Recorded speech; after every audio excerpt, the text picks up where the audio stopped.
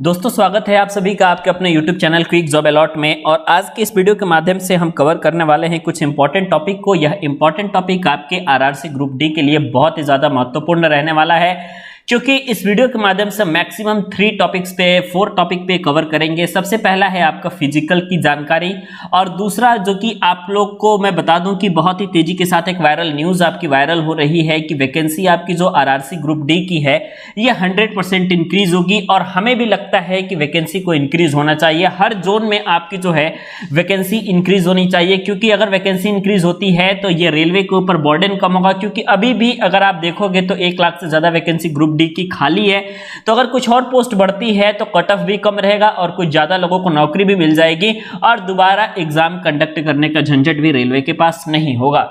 उसके बाद आपको मैं फिजिकल की जानकारी दूंगा इस वीडियो में। सेफ स्कोर आपके लिए क्या रहने वाला है, कितना आपका सेफ स्कोर रहेगा, उसके बाद आप पीईटी की तैयारी कर सकते हैं। ठीक है, सबसे पहली बात मैं आपको बता दूं कि जो आपका रिजल्ट है ये रिजल्ट निकलने के साथ ही साथ आपका पीईटी का डेट निकलेगा। ठीक है, रिजल्ट निकलने के साथ ही साथ आपका पीईटी का डेट निकलेगा, या फिर रिजल्ट निकले के 1 से 2 दिन के बाद आपका पीईटी का डेट आ जाने वाला है। मतलब कि रिजल्ट और पीईटी के बीच में आप लोग अगर सोचेंगे कि ज्यादा गैप मिलेगा तो बिल्कुल भी नहीं मिलेगा। ये 1 मंथ से भी कम आप लोगों का समय देने वाले हैं, जो कि आप लोग का पीईटी के लिए होगा। और पीईटी में काफी सारे बच्चे इसलिए छट जाते हैं, पीईटी में बच्चे इसलिए छट जाते हैं क्योंकि मैं बताऊं कि काफी सारे लोग पीईटी की प्रिपरेशन अभी नहीं कर रहे हैं। ठीक है, स्पेशली मैं आपको बताऊं कि 60 नंबर से जिनका कम बन रहा है वो लोग पीईटी की तैयारी कर ही नहीं रहे हैं। वे लोग इस इंतजार में है कि भाई एक बार हमारा आरआरसी ग्रुप डी में सिलेक्शन हो जाए, एक बार हमारा जितना नंबर है उस नंबर पे कट ऑफ बन जाए तो मैं पीईटी ऐसे ही निकाल लूंगा। मैं सभी स्टूडेंट को बता देना चाहता हूं कि पीईटी बिल्कुल ही ऐसे नहीं निकलता। देखिए, जो 2 आपका पीईटी का चरण होता है, जिसमें ये जो आपका 2 मिनट वाला जो सेक्शन है जिसमें बोरा आप लोग को ढोना होता है, इसके बारे में मैं चर्चा ही नहीं करूंगा, क्योंकि 100% स्टूडेंट इसमें सेलेक्ट हो जाते हैं, इसमें कोई दिक्कत ही नहीं रहती है।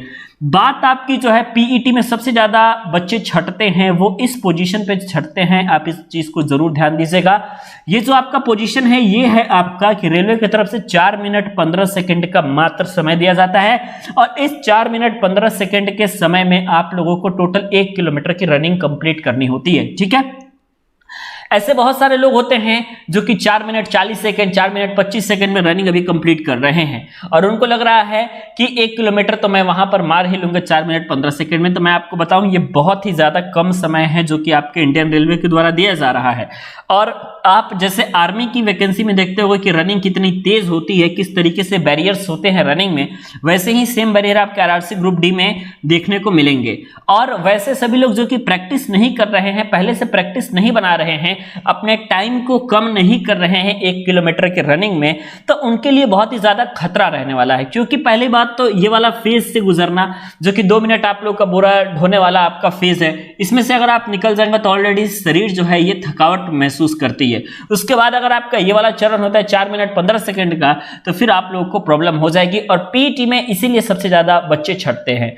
और आपको एक बात और पता है कि जो आप लोगों का मेडिकल होता है, जो आपका मेडिकल एग्जामिनेशन होता है, वो आप लोग का ऐसा नहीं होता कि नॉर्मल आपका मेडिकल चेक कर लिया जाए। मेडिकल में एक एक चीजें चेक की जाती है, जिसकी वजह से आपके मेडिकल में मैं आपको बताऊं तो 30 से 40% बच्चे तो ऐसे ही छट जाते हैं सीधे सीधे रेलवे के मेडिकल में। क्योंकि आपको पता है कि रेलवे का मेडिकल कितना खतरनाक होता है, किसी भी अगर कोई भी एक भी कमी होगी तो वहां पे सीधे ही रिजेक्ट कर दिया जाता है। आप इस बात को जरूर ध्यान रखिएगा। ठीक है, इसलिए आप सभी स्टूडेंट जिनका 60 से ऊपर है, मान के चलिए 50 से ऊपर एटलीस्ट जिनका बन रहा है, 50 से मैक्सिमम जिनका बन रहा है, वो लोग अपनी पीईटी की तैयारी शुरू कर दें। क्योंकि परसेंटाइल सिस्टम है, कुछ भी हो सकता है, नया नया सिस्टम आया हुआ है।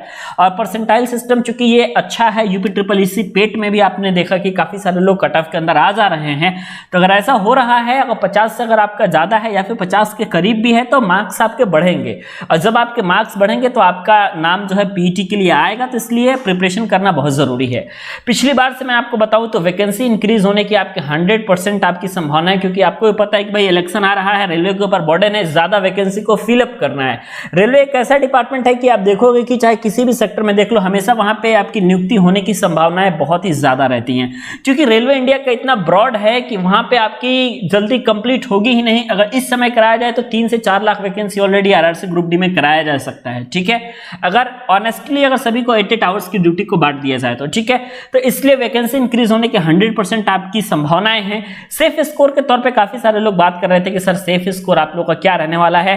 आप चाहे देखिए, अगर आपको अलग से कोई रिजर्वेशन मिलता है, जैसे मान लीजिए आप वुमेन है या फिर SC ST हैं, तो 50 के आसपास भी आपका मार्क्स है तो आपको प्रिपरेशन करनी स्टार्ट कर देनी चाहिए, ठीक है।